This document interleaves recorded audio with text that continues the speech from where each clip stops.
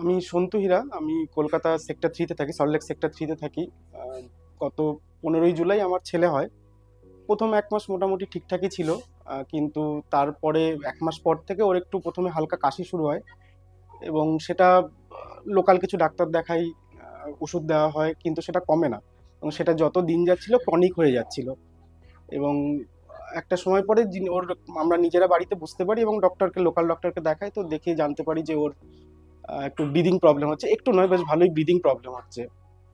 তখন আর ইয়ে করিনি, তখন আগে থেকে শুনেছিলাম যে মণিপালে এখানে পেডিয়াট্রিক ডিপার্টমেন্টটা বেশ ভালো। তো সেই রেফারেন্সে এখানে বাচ্চাকে নিয়ে আসি, এমার্জেন্সিতে নিয়ে আসি, এবং সেখানে ডক্টররা চেক করে বলেন যে ওর ব্রিদিং প্রবলেমটা বেশ ভালোই হচ্ছে। এবং ওখানে একটা ইনস্ট্যান্ট পোর্টেবল এক্স রে করা হয়। এক্স রে করে দেখা যায় যে হ্যাঁ, ওর লাংসে বেশ ভালো রকমের ইনফেকশন আছে, এবং সঙ্গে সঙ্গে পিআইসিইউতেই অ্যাডমিট করা হয় ডক্টর সায়ন্তন ভৌমিক এবং ওনার টিমের আন্ডারে।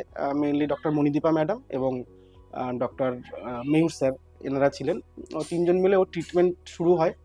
ওকে ইনিশিয়ালি হাই ফ্লো সাপোর্টে রাখতে হয়, সেটার ফুল ফর্মটা আমার জানা নেই কি। হাই ফ্লো সাপোর্টে রাখা হয় এবং সেটা থেকেও খুব ধীরে ধীরে রিকভার করছিল।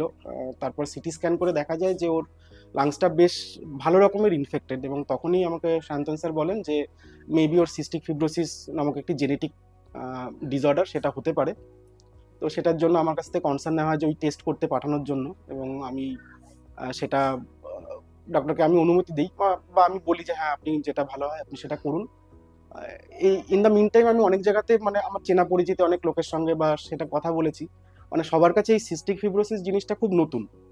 ইভেন আমার কাছেও নতুন, মানে এই জিনিসটা খুব কমন, বা যে কোনো জায়গাতে গেলে হয়তো হবে কিনা আমার সেটা নিয়ে একটু খুব সন্দেহ আছে। এবং সেই ব্যাপারে আমি এখানে ডক্টরদেরকে খুব, মানে মন থেকে থ্যাঙ্কস বলবো যে তারা এই জিনিসটাকে আইডেন্টিফাই করতে পেরেছে, এবং আলটিমেটলি টেস্টটা করার পরে দেখা যায় যে হ্যাঁ, আমার বেবি সেটা নিয়ে একটু প্রবলেম আছে।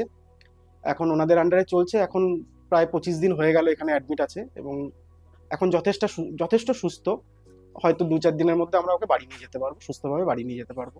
এবং এর পরের যে রোড ম্যাপটা হবে সেটা আমাকে ডক্টররা যেভাবে আমাকে গাইড করছেন বা যেটা বলছেন সেটা রিয়েলি খুব হেল্পফুল।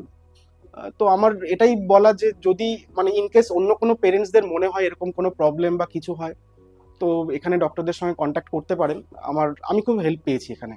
এই বাচ্চাটি 2 মাস বয়সে আমাদের কাছে আসে।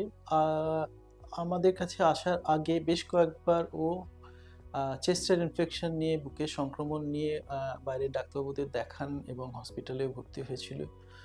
কিন্তু ওর বুকের এই সংক্রমণটা কমছিল না, নিঃশ্বাসের কষ্ট থেকে যাচ্ছিল, বাড়িতে নেবুলাইজেশন এগুলো দেওয়া হচ্ছিল। ওকে আমরা প্রথমে দেখেই যেটা সন্দেহ করি যে ওর লাংসের মধ্যে একটা সমস্যা থেকে যাচ্ছে, যেটা কখনোই পুরোপুরি ঠিক হচ্ছে না। তো এটার বেশ কয়েকটা সম্ভাবনা থাকে, সেগুলোর জন্য আমরা পরীক্ষা নিরীক্ষা করতে শুরু করি। একটা সম্ভাবনার কথা আমরা ভাবছিলাম যে স্টামাক থেকে অ্যাসিড বা খাবার উঠে এসে যদি লাংসের মধ্যে চলে যায় তাহলে এরকম সমস্যা বাচ্চাদের হতে পারে। এটা ছাড়াও লাংসের কিছু জন্মগত সমস্যা, জেনেটিক সমস্যা, সেগুলোর কথাও আমরা ভাবতে শুরু করি। তো সেই মতো আমরা পরীক্ষা নিরীক্ষা করতে শুরু করি। আমরা দেখতে পাই যে ওর লাংসের মধ্যে স্টামাক থেকে অ্যাসিড বা খাবার উঠে চলে যাওয়ার একটা প্রবণতা আছে। তো সেটার জন্য যে ওষুধপত্র শুরু করি আমরা, সেটাতে কিছুটা সাফল্য লাভ করি, কিন্তু তারপরেও ওর লাংসের অসুবিধাটা চলতে থাকে। সেই জন্যে আমরা কিছু জেনেটিক পরীক্ষা করি। সেই জেনেটিক পরীক্ষাতে আমরা একটা বিরল অসুখ, যেটার নাম সিস্টিক ফাইব্রোসিস, ডায়াগনোসিসটা পাই, যাতে লাংস, লিভার, প্যানক্রিয়াস এবং ইন্টেস্টিনের সমস্যা বেশি দেখি আমরা। অন্য সিস্টেমেরও অসুবিধে আসতে পারে। তো সেটার জন্য কিছু ট্রিটমেন্ট আছে যেগুলো আমরা অলরেডি শুরু করেছি। এটা একটা জেনেটিক সমস্যা, কিন্তু এই অসুখটাকে আহ, আহ, যদি আমরা তাড়াতাড়ি ডায়াগনোসিস করতে পারি তাহলে তাড়াতাড়ি ট্রিটমেন্ট শুরু করতে পারি এবং তার আউটকামটা অনেক বেটার হয়। অনেক সময় সিস্টিক ফাইব্রোসিসের বাচ্চাদের ডায়াগনোসিস হতে অনেকটা দেরি হয়ে যায়, তাতে লাংসের, লিভারের, প্যানক্রিয়াসের অনেকটা ক্ষতি অলরেডি হয়ে যায়, পার্মানেন্ট ড্যামেজ হয়ে যায়। তখন সেগুলো ট্রিটমেন্ট করেও আর ঠিক করা যায় না। সেই জন্য এটা খুব দরকারি যে এই কন্ডিশনটার কথা আমরা ভাবি। শুরু থেকেই এটার জন্য ইনভেস্টিগেশন করতে শুরু করি, এবং যদি এটা পজিটিভ আসে তাহলে যত তাড়াতাড়ি সম্ভব স্পেশালিস্ট কেয়ারের আন্ডারে এটার জন্য paediatric intensive care, paediatric pulmonology, paediatric gastroenterology এই ধরনের স্পেশালিস্টদের সাহায্য লাগবে। তো যত তাড়াতাড়ি সম্ভব ডায়াগনোসিসটা করে, অবভিয়াসলি সেটার জন্য আগে ডায়াগনোসিসটা সাসপেক্ট করতে হবে, রেলেভেন্ট ইনভেস্টিগেশন করতে হবে, তারপরে ডায়াগনোসিসটা যদি কনফার্মড হয় যত তাড়াতাড়ি সম্ভব স্পেশালিস্ট কেয়ারের আন্ডারে আসা, যাতে বেস্ট পসিবল আউটকামটা আমরা দিতে পারি। বাচ্চাটি এখন আমাদের কাছে আছে, আগে থেকে অনেক ভালো আছে, লাংসের অসুবিধাটা অনেক কমে গেছে। বাচ্চার বাবা মাকে শেখানো হয়েছে কি করে লাংসের কেয়ার করতে হবে, বাড়িতে গিয়ে কিভাবে ফিডিং দিতে হবে। তো এখন নেক্সট 2-3 দিনের মধ্যে আমরা ওকে ডিসচার্জের প্ল্যান করছি। আপনাদের যদি বাচ্চাদের ব্যাপারে কোনো রকমের কোনো কনসার্ন থাকে বা আপনাদের ডাক্তারবাবুদের জন্য যদি কোনো কনসার্ন থাকে, অবশ্যই মণিপাল মুকুন্দপুরে আমাদের সাথে যোগাযোগ করতে পারেন। ধন্যবাদ। সৌহার্দ্য যখন আমাদের কাছে আসে তখন ওর বেসিক্যালি ভীষণ রকমের শ্বাসকষ্ট ছিল। তার সাথে আরও যেটা নিয়ে আমাদের চিন্তা ছিল, ওর জন্মের পর থেকে ওজন খুব একটা বাড়েনি। তো সেইটা দেখেই আমাদের প্রথম সন্দেহ হয়, এবং বারবার করে ওর সর্দি কাশি লেগেই থাকছিল, শ্বাসকষ্ট হচ্ছিল, যে এটা শুধুমাত্র একটা নর্মাল ইনফেকশন নয়, আরও কিছু আছে। সেটা দেখে আমাদের টিম অফ ডক্টরস, যেখানে আমাদের পালমোনোলজিস্ট এবং আমাদের ইন্টেন্সিভ কেয়ারের সব স্পেশালিস্ট ডক্টররা, আমরা সবাই মিলে ওকে তখনকার মতো তো স্টেবিলাইজ করি, কিন্তু আমাদের যেহেতু মনে হয়েছিল অন্য কিছু আছে, সেটা আমরা সবাই মিলে ডায়াগনোস করতে সক্ষম হয়েছি যে ওর একটা রেয়ার ডিসঅর্ডার, সেটা সিস্টিক ফাইব্রোসিস বলে একটা ডিসঅর্ডার, সেটা হয়েছে। এবং এই ডিসঅর্ডারটা এখন অনেক রকমের ট্রিটমেন্ট বেরিয়েছে, যেটা আমরা এই ছোট বয়সে ডায়াগনোস করার জন্য ওকে সেই সঠিক দিশাটা ওর বাবা মাকে দেখাতে পারছি।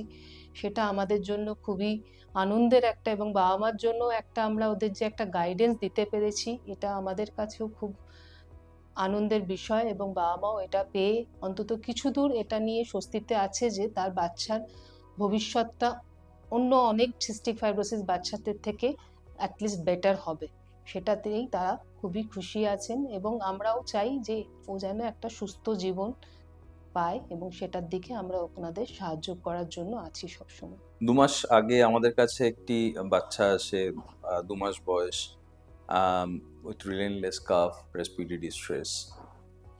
আমরা প্রলং ব্রঙ্কিওলাইটিস হিসেবে ওকে ইনিশিয়ালি ট্রিট করি, কিন্তু তারপর আমরা ওর কিছু ক্লিনিক্যাল ফিচার্স, ও chest X-ray, CT scan etcetera changes দেখে আমাদের সাসপেক্ট হয় যে we are dealing with something more than prolonged bronchiolitis.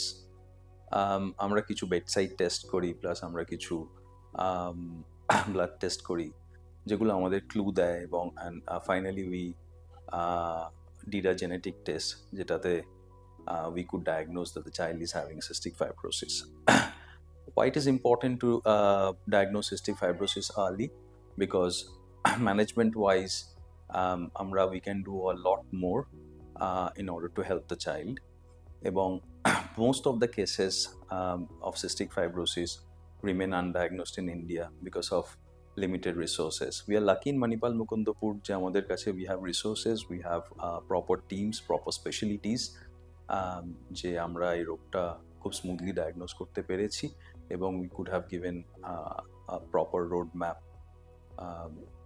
in regards to the management for this disease. এই রোগটার আগে previously এই রোগটার life expectancy was really poor, কিন্তু with the development of CFTR modulators, the life expectancy have quite significantly improved. এবং কি করে CFTR modulators গুলো ওরা পাবে as a family, that is also we have guided them. So I think overall it's a great success for us.